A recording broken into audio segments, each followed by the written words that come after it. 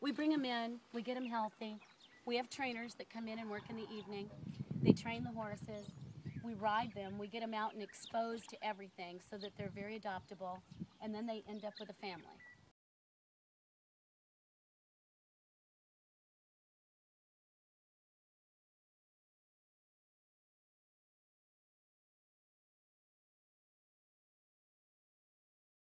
He was a baby. He was about 8 weeks old. He was in the kill pen with his mother, and they were being shipped to Mexico for slaughter.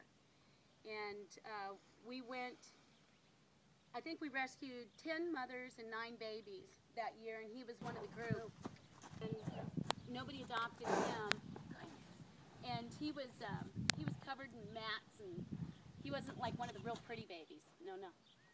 So I adopted him and raised him and trained him, and we're still in the training sessions. And then he'll always have a home with me. He'll never end up in slaughter. And this one is Millie.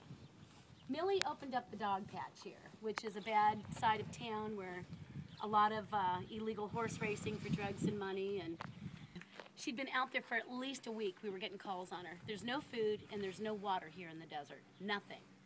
So, Millie, tell them what you think about people that dump horses.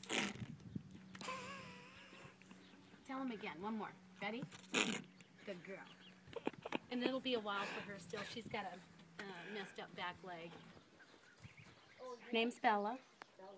She went out to a foster home, and the foster home is also a rescue, a dog rescue. So we thought, you know, she's going to be in a great place. She just came in February 17th. Oh, wow. Hi, Bella. Hi, baby. We've already put 100 pounds on her, wow. So if it gives you an idea of what she was almost 2 months ago when she came in, it was pretty horrific. Wow. You know, she's going to have to learn to trust again. This is a crime. This is criminal when a horse gets to this condition because of lack of feeding, no feeding her. You got to feed an animal just like you do a human or you're going to die. So even ignorance doesn't count here. There's no excuse for a horse to get in this condition. A horse like this should be rescued and not put down because she still has a lot of wonderful things to offer people. She's going to teach a lot of us on nutrition. You know, you take something bad that's happened and you make a positive out of it, and then this wasn't in vain. This horse is going to teach a lot of people.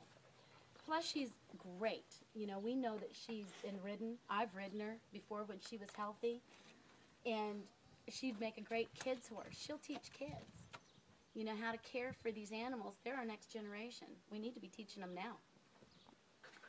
Bella is looking for a sponsor. We do a sponsorship program for as little as $50 a month, and that helps cover her medical and her food and the care that she's going to need. And then the sponsor will get updates on her. They can come out, they can see her anytime they want to, they can brush her, walk her, and be a part of her recovery. $10 from a person helps.